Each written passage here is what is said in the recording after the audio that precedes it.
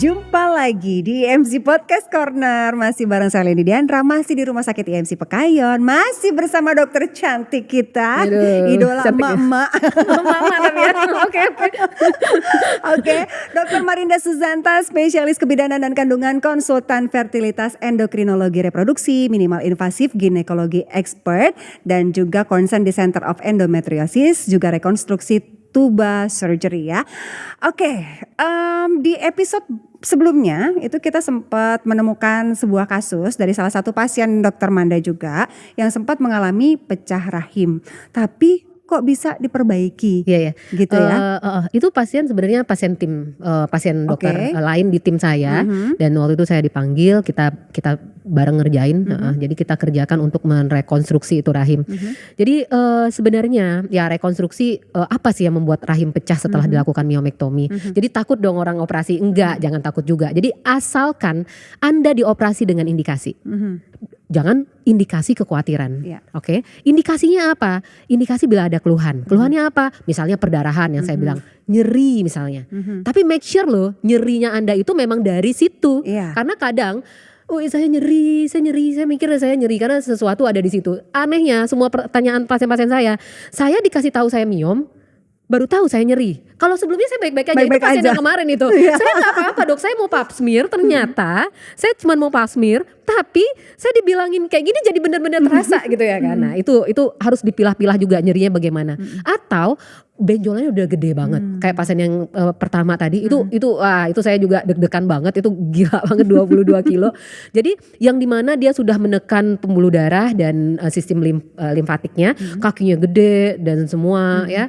Atau secara estetik nih, misalnya Anda penarik perut nih ya.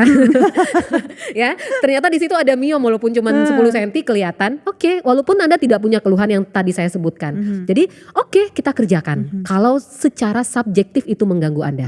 Takut dong dikerjain karena ada kasus ibu ini ya, kasus tim ya. Don't worry, itu tergantung teknik. Ya, jadi tergantung teknik. Kalau misalnya dilakukan dengan teknik yang benar, bukan benang yang benar, kita bukan jualan benang loh. Jadi dilakukan dengan teknik yang benar, seperti menjahit lah. Karena saya juga agak susah menyebutkan teknik apa, karena ini bukan sekolah kedokteran juga, ini cuman live IG buat awam ya. Jadi tekniknya gimana dok? Misalnya seperti jahit baju, orang jahit baju bisa lepas dengan gampang kan. Ada yang benar-benar tight. Jadi benar istilahnya dengan teknik yang benar Anda don't worry. Jadi percayakan sama dokter yang Anda benar-benar percaya. Dan Anda bisa second opinion, cari bener, cari tahu, jangan yang membuat takut terus Anda mengerjakan di tempat itu. Pastilah Anda pasti pilih yang terbaik ya, dan karena itu awam ya nggak apa-apa, baca-baca second opinion dan lain-lain ya. Don't worry, operasi memektomi itu sih sebenarnya baik-baik saja apabila dikerjakan dengan teknik yang pas. Oke. Terus yang saya mau sampaikan juga tadi pasien tadi, dan saya turut berduka banget ya. Saya waktu itu sebenarnya saya turut nangis karena saya waktu itu sempat ngambil babynya ya. Gemeli loh itu. Saya ngambil babynya, tarik kaki babynya dengan keadaan tidak bernyawa. Sayanya yang karena perempuan ya, saya lebay.com ya, baperan ya. Saya juga dokter obgyn tapi baperan. Jadi waktu itu saya benar-benar turut berduka yang mendalam. Don't worry Bu, Anda bisa hamil, karena pasien saya juga setelah kita kerjakan banyak kok yang hamil. Don't worry, Anda sehat-sehat aja, selalu bilang itu ke tubuh Anda sehat-sehat aja dan rahim Anda sudah bekerja dengan baik, itu aja.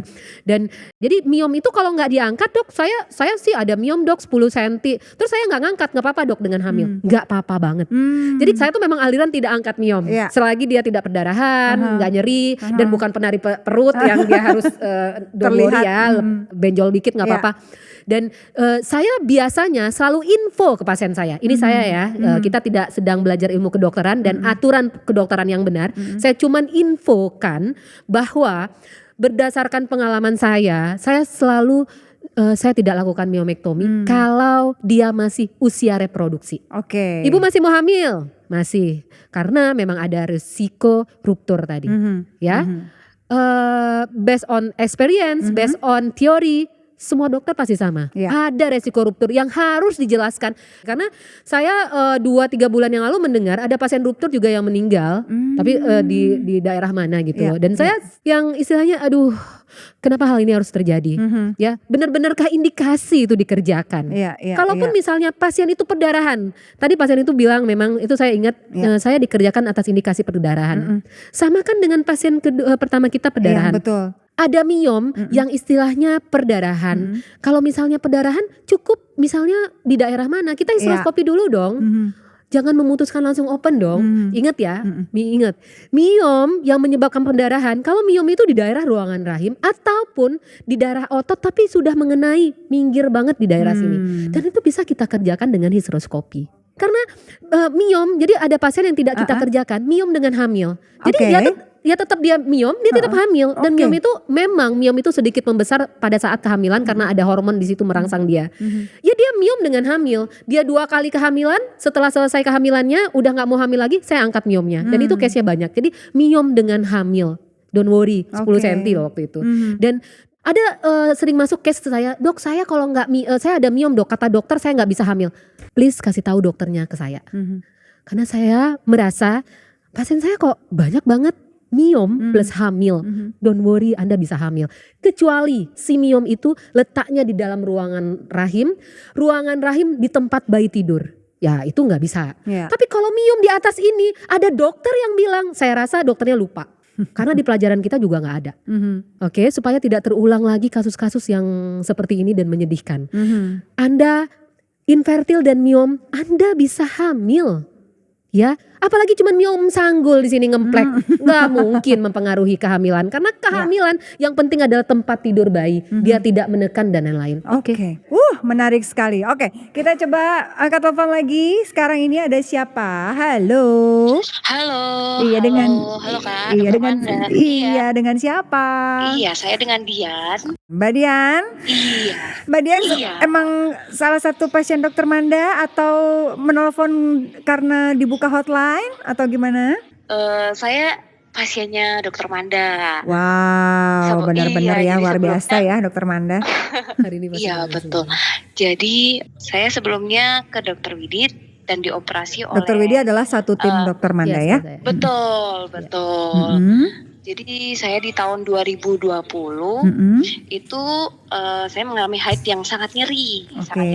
Maaf, posisinya sudah menikah saat itu atau belum? Sudah menikah. Oh, sudah menikah ya? Saya udah merasakan nyeri itu sejak kuliah. Oke, udah lama berarti ya? Oke. Sudah lama, betul.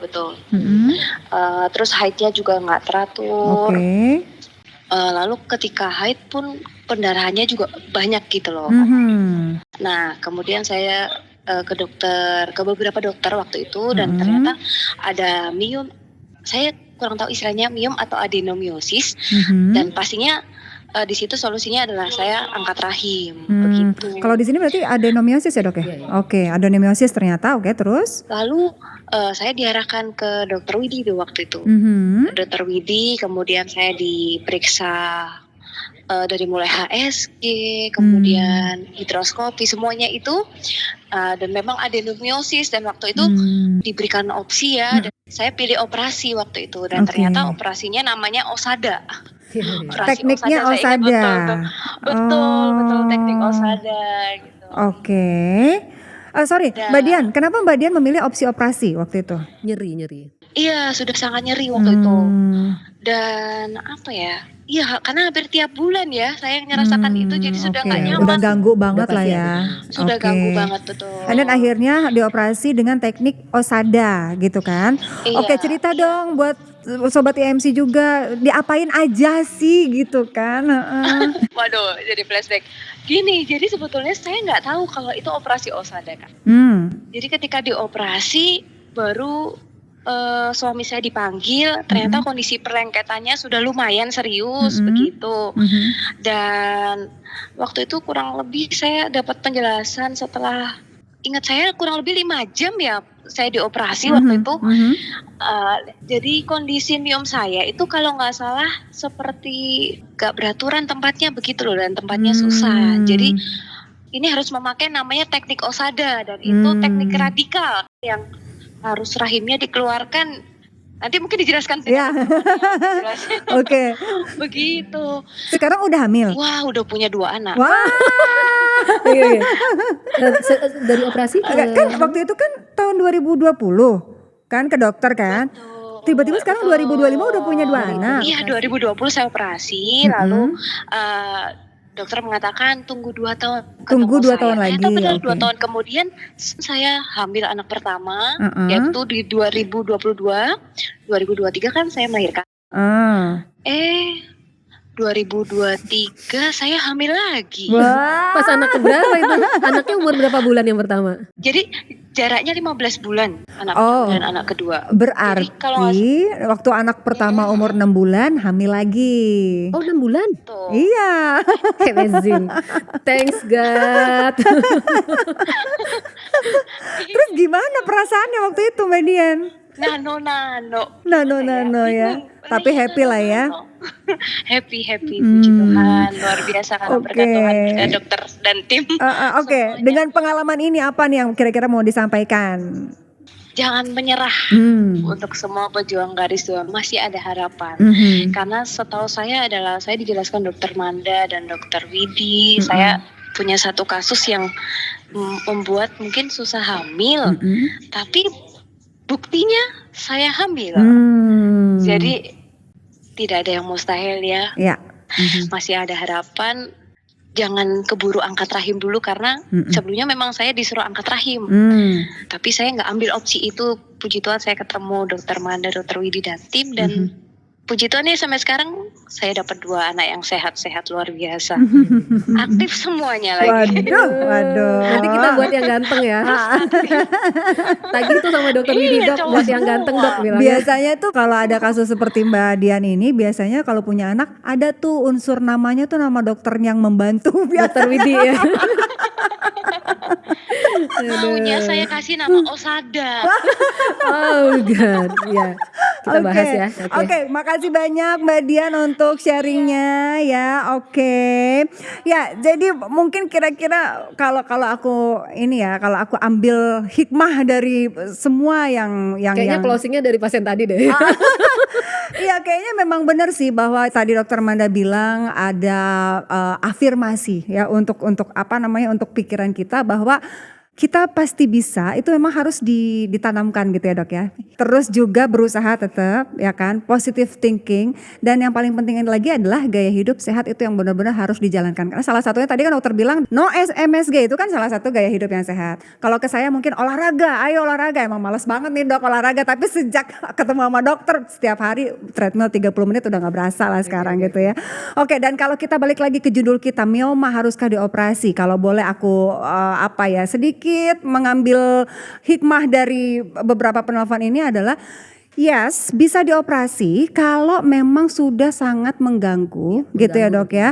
Gejalanya sudah ya istilahnya tidak termaafkan gitu ya dok ya. Ada pendarahan dan lain-lain gitu ya dok ya. Oke, kalau dari dokter sendiri gimana nih? Tadi saya mohon maaf, mungkin tadi saya berapi-api dengan suara mungkin Sumatera banget gitu ya. Karena saya orang Sumatera. Karena memang ini nyiris banget di saya karena dikit-dikit angkat rahim. Ada miom. Ya kemarin lagi ada pasien kecil banget harus angkat rahim. Saya sebagai perempuan juga yang aduh jangan gitu loh. Mungkin tadi suara saya agak intonasinya sulit dijaga karena saya benar-benar bersemangat ingin share bahwa kalau misalnya itu tidak mengganggu, apa saja itu tadi yang mengganggu, perdarahan, nyeri yang luar biasa. Kalau itu tidak mengganggu, cukup kita observe ya. Dan kalau Anda masih masa reproduksi, masih istilahnya masih ingin hamil dan punya anak, biasanya saya keep dulu. Iya. Jadi bukan itu penyebab Anda susah hamil, kecuali letaknya memang di tempat-tempat yang tadi saya bilang di dalam rahim atau mendekati ruangan rahim. Jadi tergantung letaknya. Jadi kalau misalnya letaknya di atas, cuman di intramural, don't worry, tidak ada masalah karena pasien kita juga banyak hamil. Jadi bagi saya tidak hubungan. Oke, jadi infertil dan miom itu tergantung letak. Iya. Ya. Satu, kapan Anda operasi kalau ada keluhan. Sebaiknya usia reproduksi istilahnya yang masih mau hamil tidak dilakukan bagi saya karena ada angka kejadian ruptur. Yang kedua, infertil dengan miom, don't worry, Anda tetap bisa hamil. Miom dengan hamil, don't worry, case-nya juga udah banyak. Ada pasien yang juga lagi SC, lagi lahiran dok angkat miom. Kalau saya sih enggak ya. kecuali memaksa. Karena saat hamil dengan kita ngurus perdarahan ditambah dengan miom itu darahnya banyak banget. Jadi saya untuk keselamatan pasien sih saya biasanya tidak. Oke, satu lagi dok. Oke, kalau misalnya kita di luar gitu ya, kulit wajah misalnya gitu, kita pengen awet muda, pengen dan lainnya, pasti kan ada perawatannya. Untuk perawatan area rahim, ya, apalagi tadi dokter bilang sel telur itu mempengaruhi loh ke mood kita, ke kesehatan kulit kita. Gimana sih, bisa nggak sih ini dijaga? Padahal kan di dalam posisinya. Different part ya, ini different part, bukan berhubungan sama miom, tapi sih ada berhubungan karena tadi yang katanya yang gampang banget diangkat sama rahim ya. Jadi pertahankan rahimmu, istilahnya kenapa? Karena dia ada aliran 20% ke telur, karena telur ini penting banget ya. Karena telur itu sumber kehidupan, sumber kehidupan wanita. Artinya apa kalau sumber kehidupan? Sumber kehidupan wanita itu adalah tulang, masa tulang, kropos, mood. Mood itu luar biasa loh. Bayangin orang gak ngomong apa, kitanya nangis. Orang gak ngomong apa, ketawa sendiri. Itu lebih aneh ya kan? Sensi banget. Abis itu kesehatan sistemik, jantung, heart attack, hipertensi, DM dan lain-lain. From this. So bagaimana maintenance-nya? Olahraga. Karena dengan olahraga, jadi jangan nanti aja kalau udah tua keburu nenek-nenek ya, nanti udah gak bisa jalan ya. Jadi mulai sedini mungkin, karena itu bisa membuat istilahnya perbaikan sel-sel Anda, metabolisme selnya lebih bagus, ya pastilah mencegah penyakit. Dan saya sih biasanya motonya cuma 2, olahraga and no MSG. Oke. Dr. Marinda Suzanta, spesialis kebidanan dan kandungan, konsultan fertilitas, endokrinologi reproduksi, minimal invasif, ginekologi expert yang juga concern di Center of Endometriosis, juga rekonstruksi itu ya sama surgery. biasa. Seru banget ya, ini karena sekolah itu penting loh ya. Betul. Nah, sekolah itu penting supaya lama ini sekolahnya lama nih. Karena saya selalu bilang ini mungkin untuk tadi ada mahasiswa saya sekolah seumur hidup karena kenapa? Jangan beban. Sekolah itu bisa dengan apa ya? Bisa sambil gendong anak, sambil buat skripsi, gendong anak mimik, don't worry ya. Jadi kenapa? Karena sekolah itu adalah membuat Anda berguna untuk orang banyak. Betul sekali. Oke, mau ketemu sama Dokter Manda, jadwalnya hari apa ya, jam berapa ya? Bisa cek website aja, biar pada cek website. Atau juga bisa di mobile app IM Care ya. Jangan lupa follow Instagram kita, Rumah Sakit IMC.